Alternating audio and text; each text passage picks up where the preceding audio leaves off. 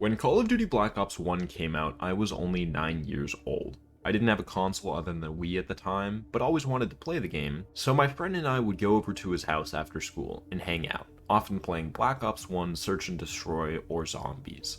I loved it, and eventually I would get my own Xbox 360 and Black Ops 2 would come out in 2012. BO2 was literally one of the only games I owned and played for almost 2 years, and really years beyond that. The game's multiplayer and zombies to this day are masterpieces, and it's heralded as one of the best Call of Duty games ever. I've never been a big campaign fan myself, but even BO2 had a pretty good campaign. Fast forwarding 10 years, we have COD, Vanguard, and MW2 2022. What the hell happened to Call of Duty? At the core, the reality is that publishers and greed took over the development and creation of Call of Duty, focusing on yearly profits rather than pushing out a quality product with good design. Furthermore, this is all around cause the main problem with the series nowadays, a lack of focus in its own game design. So, before we examine what's wrong with the current state, we need to see what Call of Duty was like years ago. The series launched almost 20 years ago, which is honestly pretty surprising thinking about its historical dominance. I mean, I'm not old, but I'm older than the COD series, and it's been the biggest franchise for a really long time.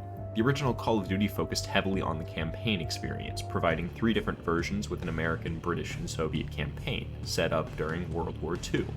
It was really well received, being rewarded with numerous Game of the Year awards, especially renowned as a computer game. It was heavily inspired and modeled after the Medal of Honor series, which numerous COD developers had previously worked on. COD 2 continued in a similar vein with different perspectives from Soviet, American, British soldiers, and stories. COD 2 as well as COD 3 put a larger emphasis on large multiplayer design and efforts that would go into their next series, Modern Warfare. MW and Black Ops are easily recognizable with having some of the highest selling games of all time. Modern Warfare was a critical darling. Its multiplayer was a fantastic casual game mode, but could still allow players to be engaged for hours, weeks, and months, years at a time. The campaign was your now regular dramatized military adventure where you go out, save the world, but it had fan-favorite characters, and a bit more interesting given that it came out before the rest of the onslaught of COD Save the World from a Nuclear Winter game. COD World at War came out returning to the World War II setting. Developed by Treyarch, COD's development cycle turned out to be a pretty big hit. By letting Treyarch develop their games and have their own sense of style for COD gameplay, and Infinity Ward could work on their series, Activision could continuously reap the profits year in, year out, and fans would have new content to play regularly. World at War had, in my opinion, one of the biggest things for Call of Duty with its Zombies game mode. Originally a secret game mode, it became such a big hit that Treyarch actually developed more, and it would become a focal part of their games over the next releases, and eventually Call of Duty as a whole. The key idea here is that Call of Duty started to branch out to other aspects of game styles and content. MW2 confirmed the COD formula, continuing the series in similar styled campaigns that just kinda doubled down on the whole saving America and the world from nuclear winter. Multiplayer, though, was the biggest hit, and the series from here on out was a staple, with seemingly almost everyone playing it. In my opinion, right here in the point of time around 2010 is kind of the legitimizing of some gaming. Before, people wouldn't really talk about it in public unless in specific environments, but after MW2, it seemed like everybody played. You weren't getting bullied for playing games necessarily, instead you could get made fun of if you didn't play MW2, or you weren't good at MW2.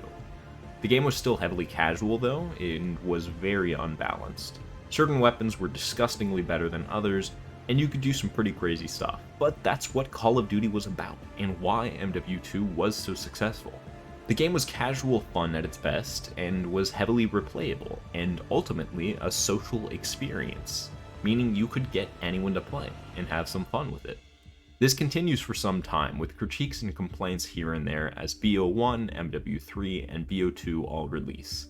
Notably, MW3 has a pretty thorough survival mode as its take on horde gameplay, and both Black Ops games had fully fleshed out zombies modes, now with full-on stories and Easter eggs. As I noted, I loved BO2, putting a whole lot of time into its multiplayer, but a crazy amount of time in its zombies specifically. especially Origins and Mob of the Dead. Call of Duty Ghosts, the first game away from a mainline Black Ops or Modern Warfare series in a couple years, was a pretty big switch up. COD still had a lot of casual gameplay, but competitive Call of Duty was starting to become a bigger deal and garner more popularity. The game still sold well, as basically every COD had, but Ghost was met with quite a lot of hate and animosity. Advanced Warfare, in my opinion, is where the fanbase became heavily split, and Call of Duty's recent failure became obvious. Previous COD games had DLCs for more map packs and the like, as well as cosmetic DLCs, but Advanced Warfare added a loot box and weapon rarity system that would revolutionize Call of Duty's development. This let some players have just straight up better guns than others based upon what they had unlocked, therefore in some ways the game was pay to win, even if it was a gamble on what you get. Fans were furious, not even touching on the fact that the game introduced exoskeletons, which completely changed the pace of the game, the movement, map design, and more. Honestly, I played Advanced Warfare quite a bit, and the game itself was pretty fun, and it's probably one of my most played CODs, but in the long run, the game was horrible for the series' development, and more importantly, for isolating fans. The problem here was promoting publisher greed with the loot boxes and weapon rarity system, and fundamentally changing Call of Duty's formula with the exoskeleton system, which some fans, like myself, would love, and some would hate. These large changes, or even sometimes small changes, especially seen recently, are big to a formulaic game like Call of Duty, and can wildly change how the multiplayer plays, in the sense that scientific formulas have to be specifically followed to work correctly. The COD formula was pretty well established in previous games, and successful there.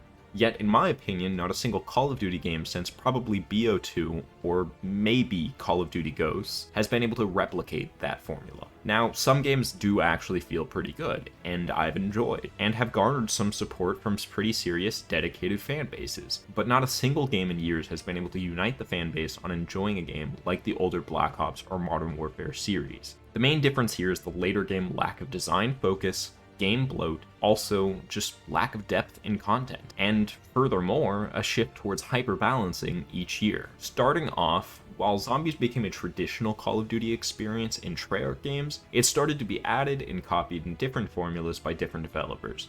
As a zombies fanatic myself, I enjoyed these games, but ultimately they were considered pretty underwhelming, difficult, or time-consuming to the overall casual fanbase that wanted simpler horde modes, or just a better focus on multiplayer. This was even a complaint with Black Ops 3, which is easily considered the best zombies experience by pretty much every zombies player out there. Then Battle Royales became added, campaigns became secondary thoughts, or even completely forgotten, such as in games like Black Ops 4.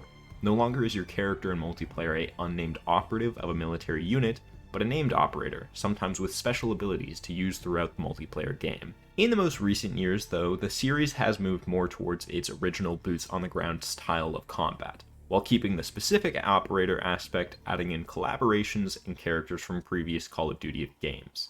Campaigns have returned and aren't amazing, but they're okay content if you're looking for a bland, milquetoast Michael Bay action adventure. Battle passes have been added, and most importantly, Warzone has become a seamless part of the Call of Duty experience.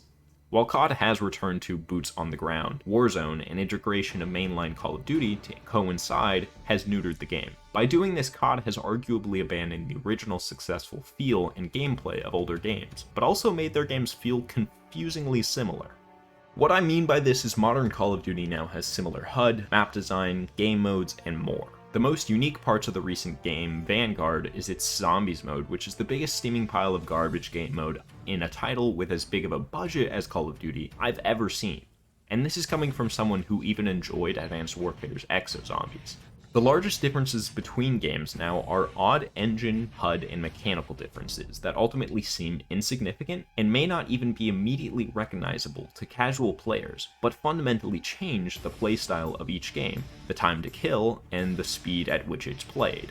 Due to this, each game benefits a different style of player, and feels like the same game, but the developer just randomized some stats in code and then put it in a new setting and said, hey, this is your new year Call of Duty. For example, in the new MW2 coming out later this month, enemy name tags are no longer visible, making enemy visual clarity much harder, which significantly benefits a camping playstyle, something that's generally not very popular amongst the overall COD fanbase. Other changes have also been made, such as to footstep audio, making it pretty much legible from everywhere, and no perk to remove said footstep sound.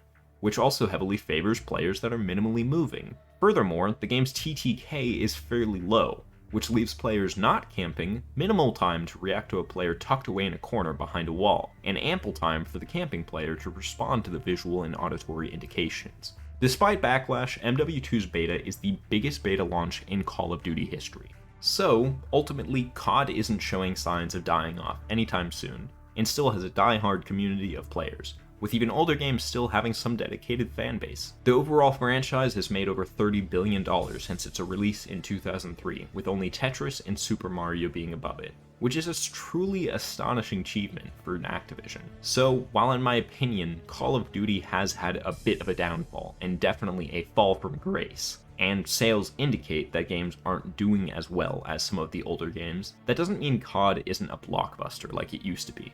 It's still the top dog, and owns the November market each year, and now has a pretty competitive hold on the Battle Royale market. But the game's awkward and unsuccessful homogenization has made the series worse, and I hope that sometime in the future, a return to the more enjoyable Call of Duty formula can actually happen. Thanks for watching the video. If you enjoyed, please give it a like and subscribe. It means a lot and helps me determine what kind of content to make in the future, or better yet, leave a comment telling me what you'd like me to cover or review next. Thanks for watching, and I'll catch you next time.